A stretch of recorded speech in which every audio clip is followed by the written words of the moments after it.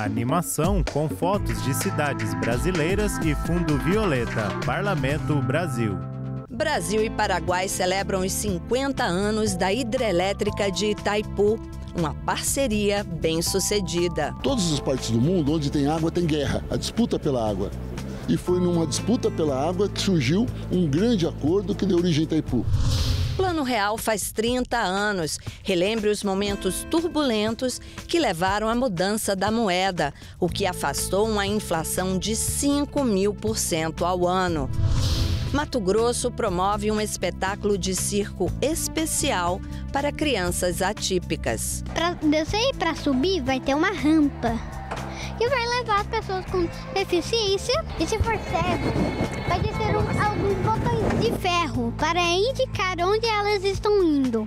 Para quem é surdo, vai ter em Libras também. Oi, pessoal, é em parlamentos como este que são tomadas as decisões que regem a sua vida. Eu sou Andréa Alves e este é o Parlamento Brasil, um programa que há 18 anos é feito em parceria com as TVs legislativas de todo o país. A gente traz para você as iniciativas parlamentares que acontecem não só em Brasília e que impactam a vida do brasileiro país afora. Vamos lá?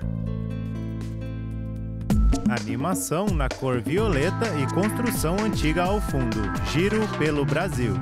O Brasil celebra os 50 anos da hidrelétrica de Itaipu. Andréa Alves. Um monumento da engenharia nacional e um exemplo para o mundo de uma parceria bem-sucedida entre dois países. No dia 17 de maio de 1974, os governos do Brasil e do Paraguai assinaram o documento que criava a Binacional Itaipu. As obras da barragem terminaram em outubro de 1982. A geração de energia começou 10 anos depois da instalação da usina, em 5 de maio de 1984. Itaipu significa a pedra. Deputado estadual, professor Lemos, PT. Itaipu tem feito a diferença a favor do desenvolvimento do Brasil e do Paraguai, desenvolvimento econômico e social. Então, portanto, devemos comemorar junto com toda a população do Paraná, do Brasil e do Paraguai, esses 50 anos dessa importante empresa que faz bem ao Paraguai e faz bem ao Brasil. Itaipu é um grande orgulho. Deputado estadual Luiz Cláudio Romanelli, PSD. E energia, a Itaipu mostrou que o Brasil é um país que conseguiu, com a sua área de engenharia, produzir a maior usina hidrelétrica do mundo.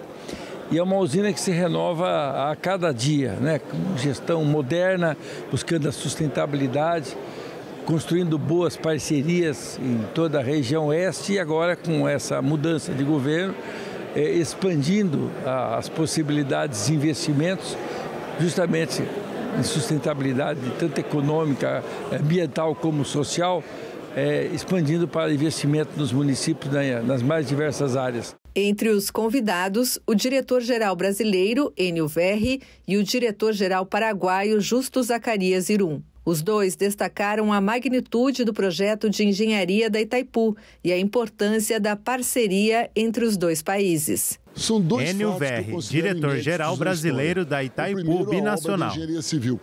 É importante destacar, você imaginou a população, como que se faz uma obra desse tamanho sem software, sem calculadora científica? Como que durou 50 anos até hoje?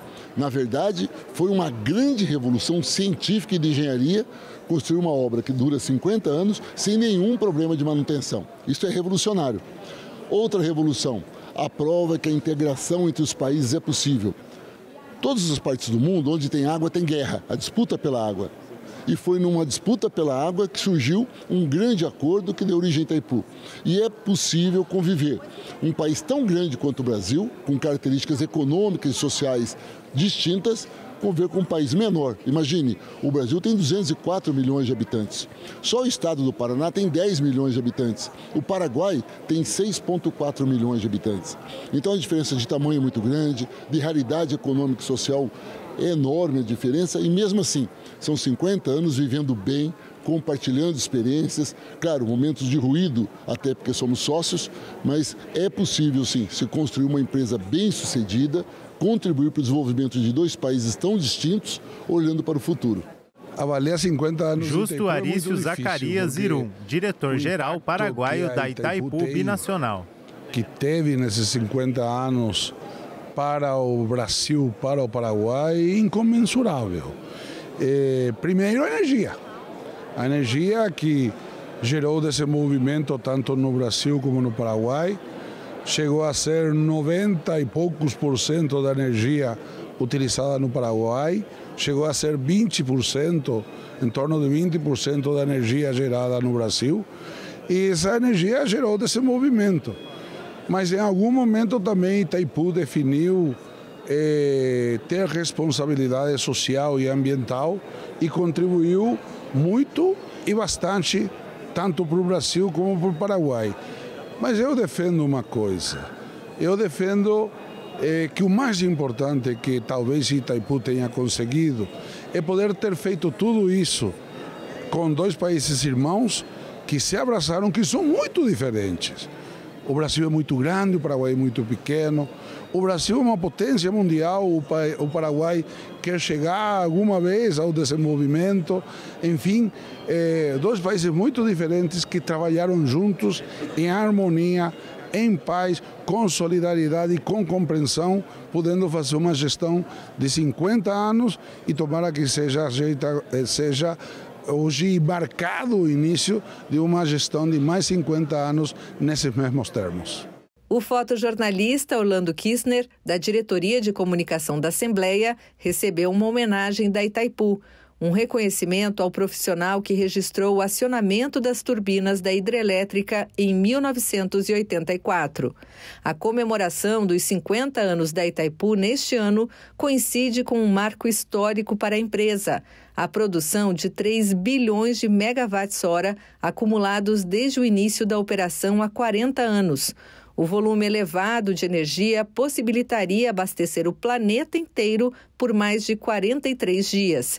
Nenhuma outra usina no mundo gerou tanta energia. A animação de cor violeta e o Palácio do Congresso ao fundo, direto do Congresso.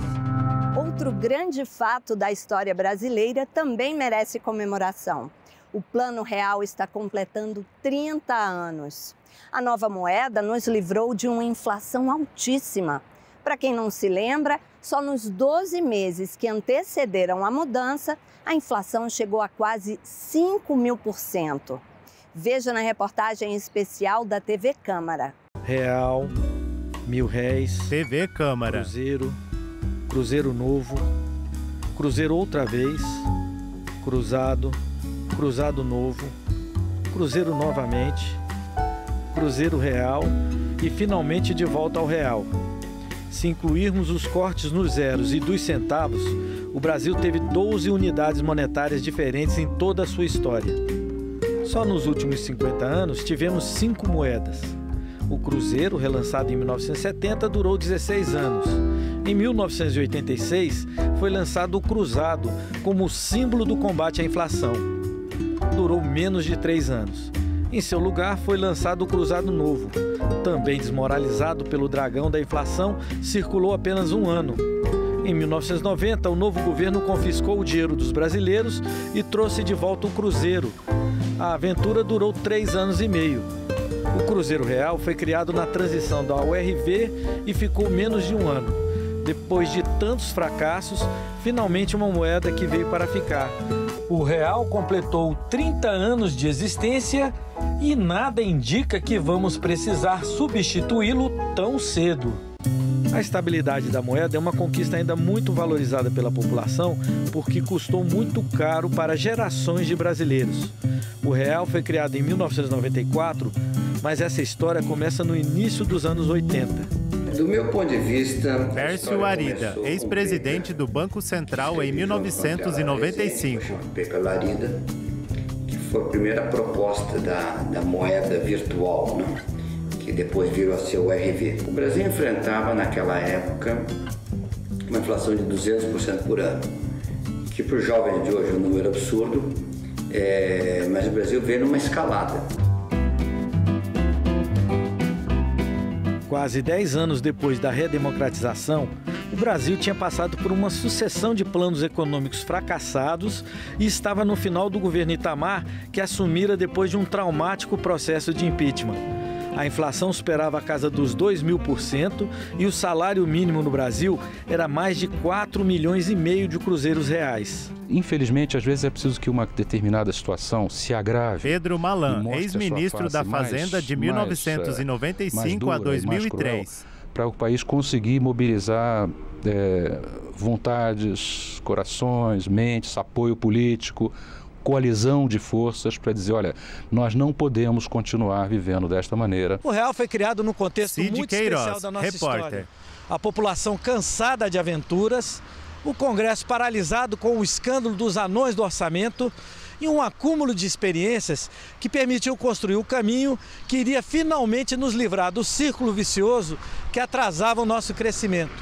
Primeiro, o país cansou de vários congelamentos de preços.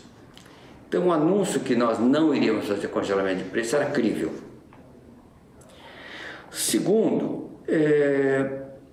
havia um ministro da Fazenda, que no caso era o Fernando Henrique, que se deu ao trabalho de acompanhar todas as reuniões da equipe de economistas, do qual eu fazia parte. O tornou capacitado para defender politicamente o plano, para explicar o plano, sem depender de ter um assessor do lado, e para negociar politicamente o que podia ser negociado. Ele tinha noção do que dava para negociar e o que não dava para negociar.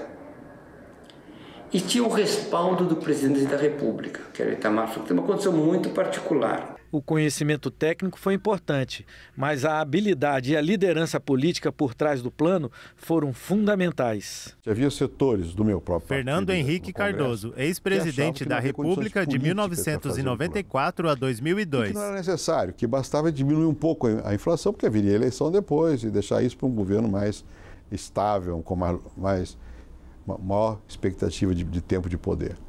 Mas não era possível, né? Você não tinha como, a desordem era muito grande, você não tinha informação de nada.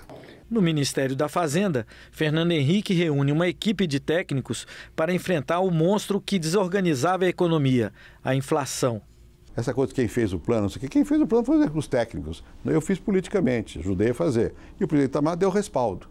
Ninguém faz uma coisa sozinho, isso não é uma coisa, não é um artigo de jornal, é uma reconstrução das instituições no país. Os números antes e depois do real são emblemáticos das mudanças operadas pela estabilização monetária.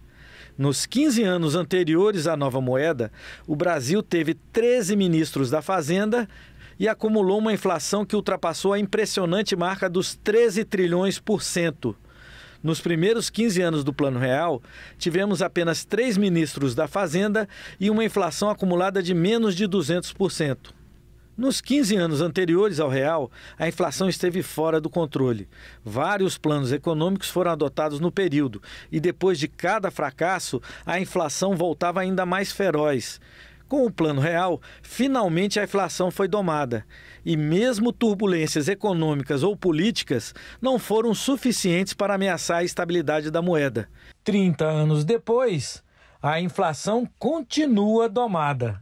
Houve resistências, especialmente dos representantes dos trabalhadores.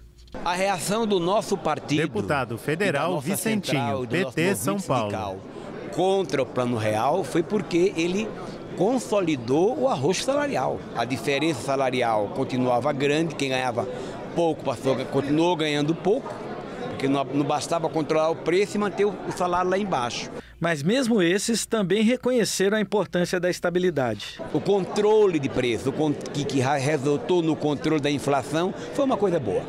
A maior dificuldade, no entanto, era a desconfiança pelos erros passados. Na economia a gente se aprende. Resultado, os empresários saindo de um congelamento já subiam rapidamente seus preços para ter gordura quando houvesse o congelamento seguinte. No caso do Plano Real, a primeira coisa a dizer foi avisar a população que não ia ter congelamento nenhum e que tudo ia ser pré-anunciado e que o primeiro passo do programa era um ajuste fiscal. No trabalho escrito 11 anos antes, André Lara Rezende e Pércio Arida previam 2 anos para a implantação da nova moeda. Na prática, o processo levou apenas 3 meses. Em 3 meses, todos os contratos foram voluntariamente convertidos na nova moeda. Quer dizer, Houve uma confiança da sociedade, houve quase que um pacto social implícito. Possivelmente daqui a 20 anos a gente vai olhar para as coisas que hoje se fala sobre orçamento, finanças públicas, vai dizer, puxa, como é que durante tanto tempo a sociedade se Gustavo Franco, ex-presidente do Banco Central de 1997 a 1999. Amadurecido no resto do mundo para, sei lá por quê. A implantação do real exigiu a superação de vários desafios. Pércio Árida, ex-presidente do Banco Central em 1995. Então existiam bancos eficientes e bancos ineficientes, mas os ineficientes se sustentavam por causa dessa receita. Eles eram sócios da inflação, por assim. Todos os bancos eram sócios da inflação. A estabilização monetária foi apenas um passo no caminho da consolidação de uma economia sólida. Ainda há muitos desafios pela frente. Então, o sistema democrático e o peso que a população dá à estabilidade de preços são os grandes fiadores do atual sistema. O que pode complicar? Temos um desafio fiscal enorme, mas eu acho que hoje o problema não é tanto manter a inflação baixa. Entende? Nosso problema hoje se deslocou para outra área, é baixo crescimento e empregos. Animação com estátua do profeta Isaías de Aleijadinho, em Congonhas, Minas Gerais. Vitrine. Como a gente viu, o Brasil se destacou na geração de energia para 2 países. Conseguiu a estabilização da moeda. E do ponto de vista dos direitos humanos, vem também conseguindo resultados positivos na inclusão de pessoas com deficiência. Olha só esse exemplo da Assembleia Legislativa de Mato Grosso. Ela fez uma parceria com o circo e promoveu um espetáculo especial para crianças carentes e atípicas. TV Assembleia Mato Grosso. Imagem de ônibus se aproximando e pessoas desembarcando. Usuários de cadeiras de rodas descendo rampa de acessibilidade. Nem mesmo o frio, que foge da normalidade cuiabana, impediu que a fila se formasse em frente ao circo. Reportagem Renan Marcel. Com ansiedade, para que o espetáculo começasse logo. Aos poucos, a plateia chegando em caravanas. Pessoas com deficiência física, auditiva ou com autismo. Augusto esperava acompanhado da mãe o início da sessão especial. Não quis falar com a gente, mas a dona Amanda Cardoso contou por que a iniciativa da Assembleia é importante. É muito importante esses espaços abrirem, Amanda Cardoso, essas sessões adaptadas, mãe do Augusto. Porque às vezes, da forma como é feita, às vezes a gente não consegue trazer, né? São muitos barulhos, muitas pessoas, mas quando é assim adaptada, que a gente vai estar com outras pessoas, né? Que a gente sabe que são a condição semelhante do nosso filho, a gente sente, né? Mais à vontade para vir, de participar, né? Eu acho que foi uma iniciativa muito bacana, estou muito feliz. Vai começar. Hora de pegar os lugares, um de cada vez. Mas antes, uma deliciosa recepção fornecida pelos parceiros da Assembleia. Pipoca e refrigerante para aquecer o coração de pais, mães e famílias inteiras que vieram se divertir. Artista circense performando malabarismo. Por conta das necessidades da plateia, a apresentação foi totalmente adaptada. Menos barulho, luzes mais fracas, pouca conversa com o público. Artista equilibrista performando no palco.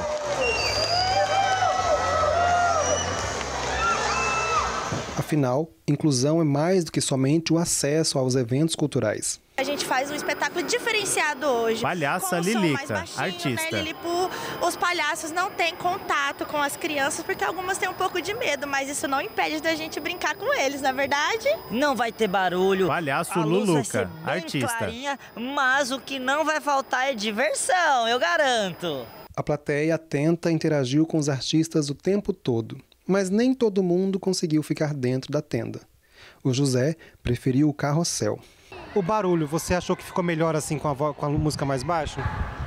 José Antônio, 7 anos. Ficou muito bom. Olha, é uma iniciativa assim fantástica. Odete Vieira, avó do José. Essa integração é muito importante, trazer as crianças para o dia a dia, para o cotidiano, para vivenciarem e participarem com a família, com os amigos. Até a forma de você conseguir captar melhor qual a dificuldade que eles têm, porque muitas vezes no dia a dia a criança não expressa tanto as emoções e os sentimentos. O presidente do parlamento, deputado Eduardo Botelho, esteve no evento e destacou o papel social da Assembleia. São crianças também carentes. Para vir aqui, deputado estadual Eduardo Botelho, União, presidente da Assembleia Legislativa de Mato Grosso. Pessoas vir procurar o circo para que eles fossem parceiros nessa ação, procuramos a ProSoja, que foi pronta em atender, com fornecimento de pipoca, de refrigerante, a Polícia Militar para vir aqui, para dar toda a segurança, para a entrada e a saída das crianças, as empresas de ônibus que doaram os ônibus para fazer esse transporte. Então a Assembleia fez esse papel de unir todos em prol de uma ação que venha alegrar as crianças e que venha unir muito as crianças e o futuro de Mato Grosso. A gente sabe que nem todas as crianças podem ter Benhur Vieira, diretor do Circo Maximus. Do espetáculo normal. E a gente, com a Assembleia, tem esse prazer de realizar um espetáculo exclusivo, que é com a luz reduzida, a luz mais clara, um som mais ambiente, um espetáculo mais light. Então, é um prazer para nós, juntamente com o pessoal da Assembleia, que convidou o Circo Máximo, e o Circo Máximo abraçou essa causa e vão fazer um super show para todas essas crianças. É maravilhoso você entrar ali, Gislaine Penaforte, mãe de crianças atípicas. Vários níveis de suporte, tá participando, é maravilhoso, porque a gente não encontra isso assim em todos os locais que a gente vai. E ver isso que aconteceu hoje, para mim que sou mãe de 3 crianças atípicas, é gratificante. Quem concorda com ela é o José, que dá sugestões para adaptar espaços públicos culturais. Para descer e para subir vai ter uma rampa que vai levar as pessoas com deficiência, e se for cego vai ter alguns botões de ferro para indicar onde elas estão indo. Para quem é surdo vai ter em Libras também. Muito boas as dicas do José. Valeu, hein, José? Bom, você vai ver agora os visitantes do Congresso Nacional. Sabia que são mais de 3.000 todas as semanas? A visitação é bem bacana, viu? Você sabe que se quiser rever este ou qualquer outro programa da TV senado.leg.br/tv/Parlamento Brasil, youtube.com/TV Senado. Visitantes do Congresso no Parlamento Brasil. Como eu sou paraense, Amanda Atena Lima Ramos, advogada. Aqui é a Casa do Povo, né? A gente sempre tem que estar atento quais são as diretrizes que os políticos estão dando para com a sociedade. Então é sempre importante fazer essa visita para que a gente possa estar acompanhando, debatendo e criando opiniões para que a gente possa cobrar dos políticos. Representa a gente, né? A gente escolhe. Laila Barbosa aqui, né? Azevedo, servidora pública federal. Conhecer a casa, né? Conhecer a história, entender um pouco, né? Da forma como é que o poder se organiza, porque a gente vota e depois para, né? As pessoas não se interessam. Então é interessante a gente conhecer a nossa história também. Nós estamos fazendo uma visita. Idemário Oliveira, advogado e professor. Porque nós somos integrantes da Universidade Federal de Campina Grande, do CCJS de Souza, na Paraíba, no interior da Paraíba, no Alto Sertão da Paraíba. Nós estamos criando um curso, implantando um curso de psicologia. Nós já temos o curso de Direito, de Administração, de Serviço Social. Nós temos um curso também de contábeis e agora queremos complementar com psicologia. Estamos aqui tentando fazer com que um curso de psicologia alimente a mente e faça com que nós possamos transformar o interior do sertão também numa região que tem assistência à saúde mental, ao cuidado mental, né? Porque nós estamos numa época muito difícil, onde a sociedade está muito doente e a gente precisa cuidar dessa saúde. Na Universidade Federal da Paraíba, da região, nós não vamos encontrar nenhum curso de psicologia servido pela escola pública, todas as escolas particulares. Eu acho que o Estado deve estar presente, deve estar acompanhando e deve contribuir nesse instante com a saúde mental também do interior da Paraíba. Estou muito entusiasmada em estar aqui. Gisele Kuhn, empresária, mentora e palestrante. Ter a oportunidade de estar aqui. Então, eu sempre via através de online, TV, então eu estou muito entusiasmada. Muito bacana. Eu espero, como brasileira, né? A gente sempre tem uma expectativa de estar na capital do Brasil, de ver coisas que nos traz oportunidade. Eu espero oportunidade de conhecer pessoas que possam crescer e inovar junto comigo.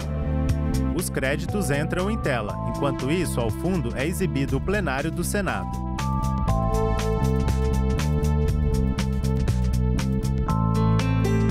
TV Senado 2024. Senado 200 anos.